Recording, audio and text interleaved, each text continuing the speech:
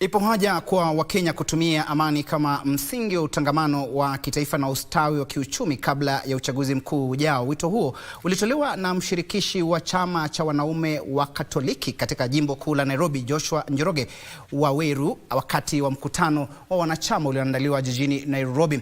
Wito huo umejiri wakati wasiwasi umetanda kuhusu vurugu za kisiasa, uhuni, ufisadi na maovu mengine yanayoshuhudiwa humo nchini. Mkutano huo wa uwezeshaji ulioleta pamoja zaidi ya wanaume 1000 wa kanisa Katoliki, huku ukijumuisha mashindano ya muziki yanayolengwa kutumia nyimbo kama chombo cha uinjilishaji na uenezaji wa amani na umoja. Wakati huu ambapo kuna haya matatizo mengi ya gunism, kwa hivyo tunatumaini kwamba sauti imesikika.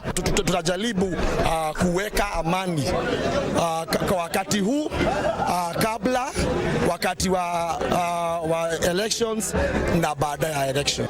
Watu na wananchi wanajumuiya wanaweza kuwa pamoja bila mapigano na bila silaha, na wanaweza kujumuika pamoja na waendelee kama jumuiya moja. We are taking the big lead of saying that we can have peace without violence, we can have amani bila silaha.